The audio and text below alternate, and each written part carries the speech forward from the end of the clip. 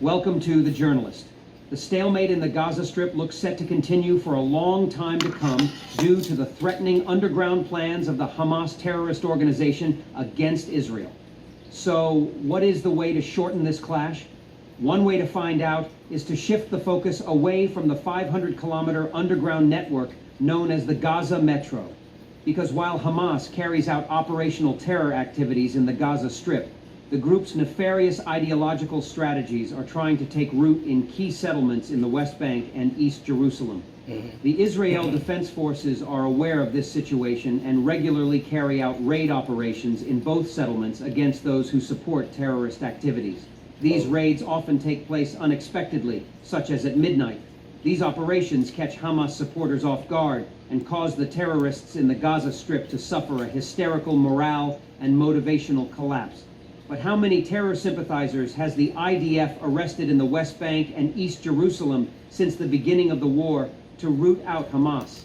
Israeli military officials put the latest figure at close to 3,600. But this is not enough to ensure that the terrorist organization does not reappear. The reason for this is the current situation in the West Bank. Let's take a closer look at the West Bank to discover the solution and see how the IDF's recent raids on this problem have turned out. First of all, after the IDF launched a ground offensive in southern Gaza from the direction of Saleh north of Khan Yunis, the terrorist group fanned the flames of its sympathizer groups and members of its so-called political bureau in the West Bank. The aim is to divert attention. The West Bank is an ideal location for this strategy. The West Bank, known in the Western world today as the West Bank, which covers the Palestinian territories of Judea and Samaria west of the Jordan River and the Dead Sea, has a population of over 3 million people. This population is enough for Hamas to create chaos here. The West Bank is an area that has become a hotbed of terrorist organizations, which is more of a political term than a geographical one, and its surface area is approximately 5,879 kilometers. The only geographical borders of the region are the Jordan River separating Jordan and Israel and the western shores of the Dead Sea. It is in such an area with a population of millions that the West Bank is currently the place where the ideology of terrorism is most intensely spread. This means that most of its inhabitants support either Hamas or the terrorist groups known as Islamic Jihad. And Israel does not want a terrorist breeding ground on its borders. This is the most natural right of any state. That is why Israel mobilized for one of its most critical operations in the West Bank after the ceasefire.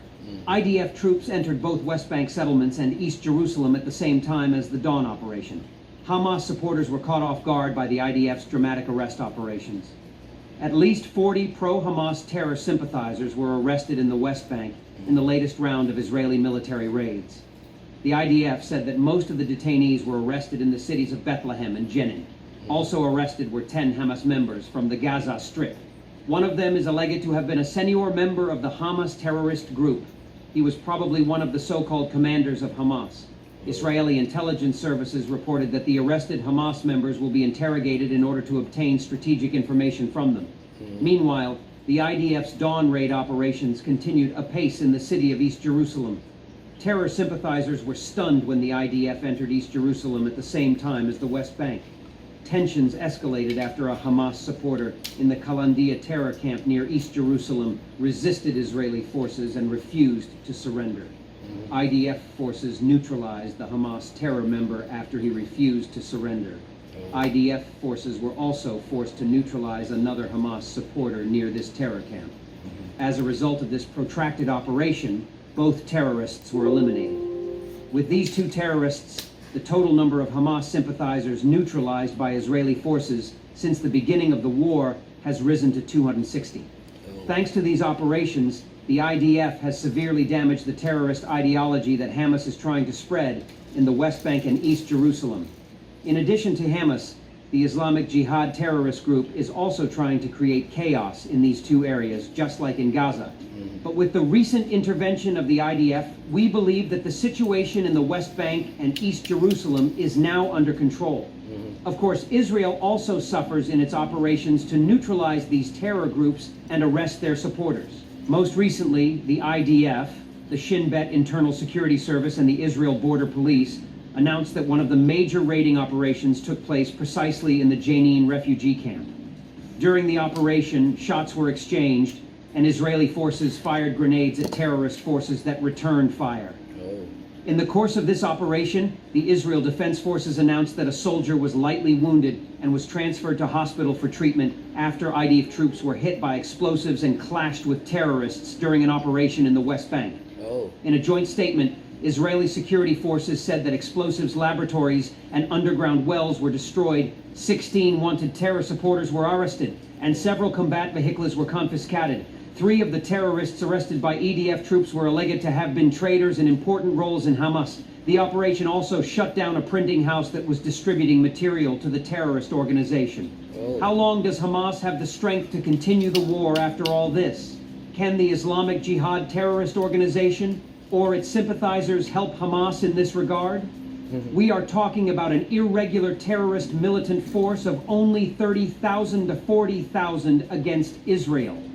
With Islamic Jihad's contribution to Hamas, it may be more than 50,000. But against the Israeli army of 360,000 soldiers in the Gaza Strip alone, the population of the terrorist groups is about a ninth of that number.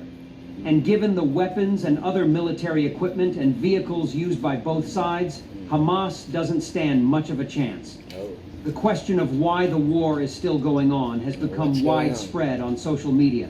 The point here is that Israel doesn't want to so easily disregard the residents of the area that Hamas is using as human shields. How long do you think this war would have lasted if the Hamas terror group had only 40,000 inhabitants in the Gaza Strip? Some military analysts give it only 3 days.